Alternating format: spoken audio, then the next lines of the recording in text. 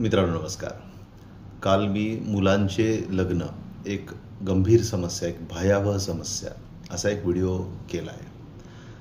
खरं तर कधी काळी मुलींचे लग्न ही समस्या असायची. आता मुलांचे लग्न ही समस्या झालेली आहे. आणि खास करून जिल्ह्याच्या ठिकाणी, तालुक्याच्या ठिकाणी आणि गावखेड्यामध्ये जी मुलं राहतात त्यांना मर्यादित होत चाललेल्या विवाहाच्या संधी अशा स्वरूपाने आपण याला पाहायला पाहिजे.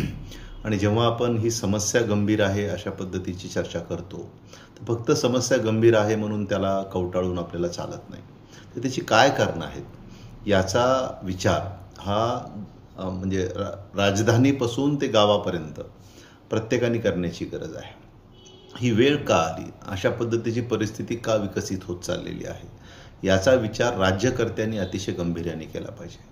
ते राज्यकर्ते कोणत्या का पक्षाचे असेना, कारण सरकारच्या धोरणावरतीच समाज चालतो, प्रदेश चालतो, देश चालतो आणि त्या धोरणाच्या अनुषंगानेच मग त्या समाजाची, त्या राज्याची, त्या देशाची ही जडणघडण होत असते.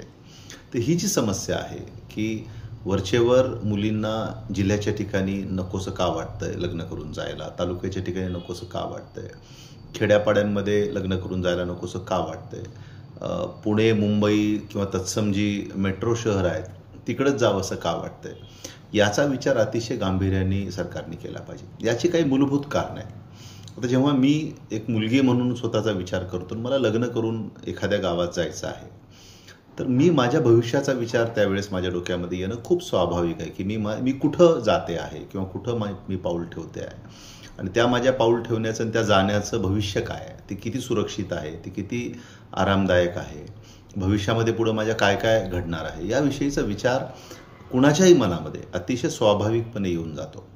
आणि मग जेव्हा एखादी मुलगी एखाद्या शहराचा विचार करते तर तेव्हा ती हे पाहते की ते शहर कसं आहे, तिथं सुविधा कशा आहेत, मला जीवन जगण्याचं स्वातंत्र्य किती मिळणार आहे, मला माझ्या मनासारखं आयुष्य जगता येणार आहे का नाही, जी पुढची पिढी माझ्या माध्यमातून जन्माला येणार आहे त्या पुढच्या पिढीचं भविष्य काय आहे, त्या पिढीसाठी शिक्षणाच्या सुविधा त्या ठिकाणी आहेत का नाही, या सगळ्या गोष्टींचा विचार एका मुलीच्या मनामध्ये येणं खूप स्वाभाविक आहे.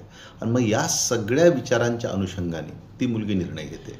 अर्थात तिने जर कुटुंब व्यवस्था नको आहे म्हणून मेट्रो जर शहर स्वीकारला असेल की बाबा मी आणि माझा नवरा बास, मला बाकी कुणी माझ्या जीवनामध्ये किंवा आमच्या संसारामध्ये त्यांच्या जबाबदाऱ्या मला नको आहे, एक मोकळं स्वच्छंद आयुष्य मला जगता यावं, अशा पद्धतीचा जर एखाद्या मुलीने विचार केला कुटुंब व्यवस्था नाकारत, तर तो भाग वेगळा. तेही तिला स्वातंत्र्य आहे, आपण तिला असं का तसं का म्हणणारे कोण आहोत. परंतु जी मुलगी कुटुंब व्यवस्था मान्य करते, तिला सासू सासरे हवे आहेत, समजा दीर जाऊसुद्धा हवी आहे आणि कुटुंब व्यवस्था तिला जर हवी असेल, तर अशा मुलींच्या बाबतीत जेव्हा आपण विचार करतो ती मुलगी मग काय विचार करते या बाबतीत जेव्हा आपण विचार करतो, तर मी आता उल्लेखित केलेले सगळे विषय मग त्याच्यामध्ये येतात की त्या गावामध्ये किंवा त्या शहरामध्ये असलेल्या सुविधा, मनासारखं आयुष्य जगण्याची मुभा, त्याच्यासाठी उपलब्ध असलेली संसाधनं, उद्या मी जी पिढी जन्माला घालणार आहे त्या मुलांच्या शिक्षणाचं काय, त्यांच्या भविष्याचं काय, हे सगळे विचार तिच्या मनामध्ये आपसूक येणं खूप स्वाभाविक आहे.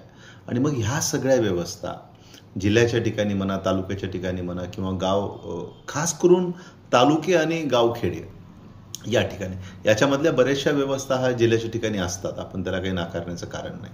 आता लातूरसारख्या शहरामध्ये मल्टिप्लेक्स आहे, सिनेमा पाहायला, मॉल्स आहेत, तुम्ही पाहिजे ती शॉपिंग करू शकता, एक परिधान करण्याचं सुद्धा स्वातंत्र्य लातूरसारख्या शहरामध्ये आपल्याला मिळतं, चांगल्या शाळा आहेत मुलांच्यासाठी, त्याच्यामुळे हॉटेल्स आहेत चांगले कुठं बाहेर जेवायला जायचं असेल तर. म्हणजे लातूर जिल्ह्याच्या ठिकाणचा फार आपण विषय करू शकत नाही, परंतु तालुका आणि गावखेडेचे आहेत त्याचा ज्यावेळेस आपण विचार करतो तर सरकारची खूप मोठी जबाबदारी आहे की तुम्ही खेड्यांकडं, तालुक्याची जी ठिकाणं आहेत आणि ग्रामीण जो भाग आहे त्याच्याकडं सुविधांच्या दृष्टीने पाहायला पाहिजे. ह्या समस्येचं समाधान, त्या दृष्टीनेची धोरणं ही सरकारने आखली पाहिजेत. खरं तर आता ही परिस्थिती आलेली आहे की खेड्यांचं शहरीकरण करण्याच्या दृष्टीने सरकारने पावलं उचलली पाहिजे. खेड्याला जाणारे रस्ते असतील ते चांगले असले पाहिजे, तिथं आरोग्य सुविधा चांगल्या उपलब्ध असल्या पाहिजेत, लाईटची व्यवस्था त्या ठिकाणी चांगली असली पाहिजे, शिक्षणाची व्यवस्था, सगळ्यात महत्त्वाचा विषय शिक्षण. ग्रामीण भागामध्ये काय आहे की मुलांचं शिक्षण हे दर्जेदार मुलांना शिक्षण मिळतच नाही. अगदी शहरात सुद्धा जर आपण पाहिलं तर आता CBSE शाळेकडे कल पालकांचा वाढला आहे मुलांना शिकवण्याचा.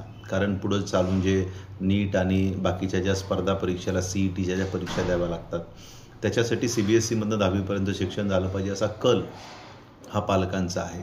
शिक्षणाची जी मर्यादित व्यवस्था ही गावखेड्यांकडे आहे ते मुख्य कारण आहे. म्हणजे गावखेड्यात काय होतं, लग्नही होतं, लग्न एक झालं एखाद्या कुटुंबाचं, मुलं मोठी व्हायला लागली की मग तगादा लागतो की आपण जिल्ह्याच्या ठिकाणी गेलं पाहिजे राहायला, घर करून राहायला पाहिजे, तिथं मुलांच्या शिक्षणाची चांगली व्यवस्था आहे. मग नवरा गावात राहतो, शेती करतो, बायको मुलांना घेऊन जिल्ह्याच्या ठिकाणी जाऊन राहते आणि मग ही परवड त्या कुटुंबाची संसार म्हणून ही सुरू होते की तुम्ही इकडं मी तिकडं. मग ही सगळी मानसिक शारीरिक परवड, आर्थिक परवडसुद्धा त्या कुटुंबाची सुरू होते. त्याच्यामुळे माझी सरकारला अशी विनंती आहे किंवा तुमच्या माध्यमातून सांगणं आहे की कमीत कमी प्रत्येक खेड्यात तर काही तुम्हाला सगळ्या सुविधा देणं शक्य होत नाहीत, पण कमीत कमी तालुक्याच्या ठिकाणी या सुविधा कशा वाढीला लागतील या संदर्भामध्ये सरकारने विचार केला पाहिजे. आता CBSEची जरी ओढ असेल तरी कमीत कमी सेमी इंग्लिश शाळा, त्याही रेसिडेन्शियल शाळा, जसं तुम्ही आश्रमशाळा देताना की राहण्याची सोय पण आहे आणि शिक्षणाची सोय पण आहे, परंतु त्यासोबतच तुम्ही आश्रमशाळेची सारखीच संकल्पना या सेमी इंग्रजी शाळांच्या माध्यमातून राबवून प्रत्येक तालुक्याला एक तरी अशा पद्धतीची निवासी शाळा ही सरकारने दिली पाहिजे, जेणेकरून हा जो जिल्ह्याकडे येणारा ओघ आहे तो तालुक्याच्या ठिकाणी तरी कमीत कमी थांबेल. तालुक्याची ठिकाणं ही चांगली शहरं म्हणून विकसित कशी होतील, त्या ठिकाणी चांगल्या सुविधा कशा लाभतील, अशा पद्धतीचा हस्तक्षेप आणि ठरवूनचं धोरण. वाढतं शहरीकरण जर तुम्हाला थांबवायचं असेल, आपण सरळ म्हणतो की शहरावरती खूप आता भार वाढायला लागलेला आहे, वाढतं शहरीकरण, आणि थांबायचं नाव घेत नाही. म्हणजे पुणे काय होतं 15-20 वर्षापूर्वी बघा, मागच्या 15-20 वर्षात पुण्याचं काय झालं बघा, आश्चर्य वाटण्यासारखी परिस्थिती आहे. तशीच परिस्थिती सगळीकडे सगळ्या जिल्ह्याच्या सुद्धा ठिकाणाची होत चाललेली आहे. मग तुम्हाला जर खेडी रिकामी होण्यापासून स्वतःला वाचवायचं असेल, खेड्यापाड्यामध्ये लोकांनी रमावं असं वाटत असेल, तर त्यांच्या लेकरांची निवासी शिक्षणाची सोय ही सरकारने तालुक्याच्या ठिकाणी आवर्जून केली पाहिजे. तरच मग तुमचं जे ओघ आहे जे जिल्ह्याच्या ठिकाणी येण्याचा किंवा मोठ्या शहराकडे जाण्याचा तो कमी होईल. आणि त्याच्यासोबतच एक महत्त्वाचा विषय असा आहे की शेतमालाला चांगला भाव, त्याला एकरी कमीत कमी इतकं उत्पन्न, मग त्याला एकूण जी की काही त्याची शेती असेल त्याच्या, आता बघा ना, आपण सहज म्हणतो की चांगलं जगणं आपण कशाला म्हणतो की एक महिन्याला तुम्हाला एक 40-50 हजाराचं उत्पन्न ज्यांना होत असतं, 25 हजाराच्या पुढं कुठेही, त्याला आपण चांगलं आयुष्य म्हणतो. आता शेतकऱ्याला सुद्धा महिन्याला जर 25 हजाराचं उत्पन्न हवं असेल तर वर्षाला 3 लाख ते 5 लाखाच्या दरम्यानचं त्याला खात्रीलायक जर उत्पन्न शेतकऱ्याला भेटत गेलं तर शेतकरी आपोआप खेड्यामध्ये टिकेल, त्याचं आयुष्य चांगलं होईल. आणि मग इतरही लोकांना असं वाटेल की हो, म्हणजे विवाह करून ग्रामीण भागात जायला काही हरकत नाही, अशा पद्धतीची मानसिकता विकसित होऊ शकेल. पण त्याच्यासाठी तुम्हाला आता सोयाबीनची परिस्थिती बघा ना, आपण 4,000वरती अडकलेलं सोयाबीन होतं, 4200 वगैरे खेळलं, मी असं ऐकलं की 3839ला गेलं. म्हणजे मागच्या 2 वर्षात तरी कमीत कमी शेतमालांच्या भावाची अवस्था इतकी वाईट आहे.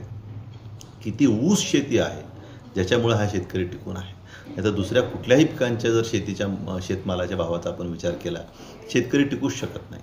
मला एका स्वतः शेती करणाऱ्या शेतकऱ्यांनी इतकं जबाबदारीने एक वाक्य सांगितलं. तो म्हणाला, सरकारी अनुदान, विम्याचे पैसे, नुकसान भरपाईचे पैसे हे येतात म्हणून आता शेतीमध्ये काहीतरी 2 पैसे शिल्लक राहतात. उद्या जर हे सगळं बंद झालं आणि फक्त शेतीच्या उत्पन्नावरती आयुष्य असा जर विचार केला तर शेतमालाला भाव एवढे कमी आहेत म्हणाला तो, की त्याच्यावरती भागणं हे शक्यच नाही.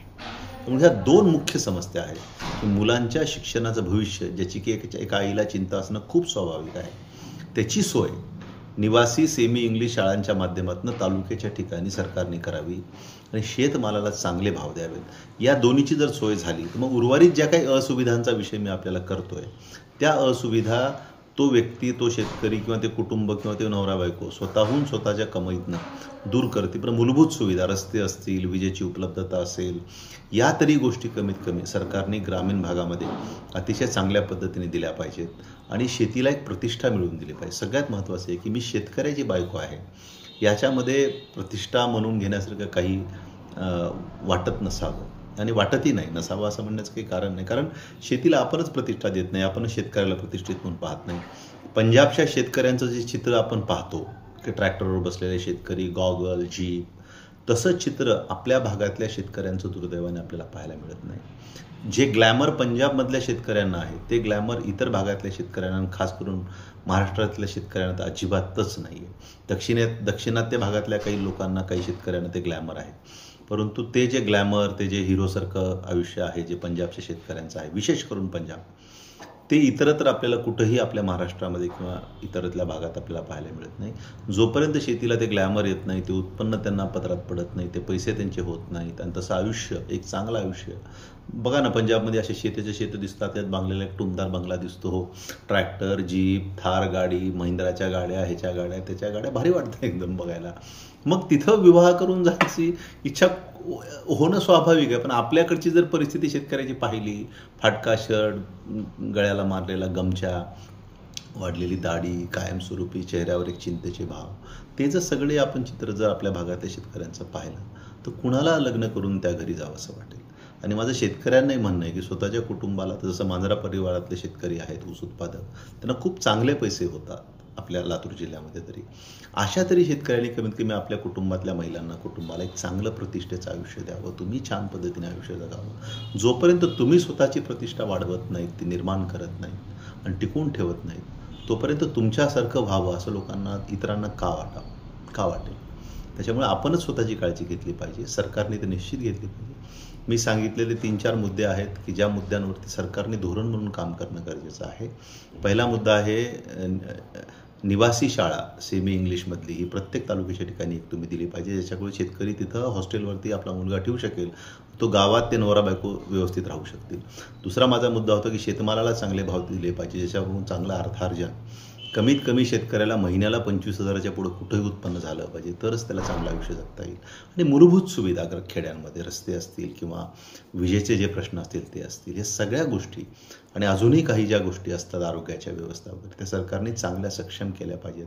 तरच शेतकरी खेड्यामध्ये टिकेल, तरच शेतीला प्रतिष्ठा येईल आणि तरच एखाद्या मुलीला असंही वाटेल की हो, मला अशाही ठिकाणी लग्न करून जायला हरकत नाही, माझं स्वतःचं भविष्य सुरक्षित आहे, मला माझ्या मनासारखं आयुष्य जगता येणार आहे. मूलभूत सुविधा ज्या मला जगण्यासाठी, आरामदायक आयुष्यासाठी लागतात, त्या सगळ्या तिथं उपलब्ध आहेत. आणि सगळ्यात महत्त्वाचं म्हणजे माझ्या पुढच्या पिढीचं, म्हणजे माझ्या लेकरांचं शिक्षण आणि इतरही गोष्टी आणि त्यांचं भविष्य त्या ठिकाणी सुरक्षित आहे. असं जर केलं गेलं तरच मग तालुक्याची ठिकाणं असतील किंवा खेडेपाडे असतील, त्या ठिकाणी विवाह करून मुलींना जावं असं वाटेल. जिल्ह्याच्या ठिकाणी सगळ्या सुविधा आहेत, परंतु काही कारणांनी मुलींची अशी मानसिकता आहे की आपल्याला पुण्यासारख्या, मुंबईसारख्या मेट्रो शहरामध्येच विवाह करून जायचा आहे. त्यांची आपली काही कारणं असतील, आपण त्यांना नाकारू शकत नाहीत. परंतु जे सत्य आहे ते हेच सत्य आहे. आणि या सत्याच्या वरती सगळ्यांनी मिळून आणि खास करून सरकारने धोरणात्मक काम करण्याची गरज आहे. धन्यवाद.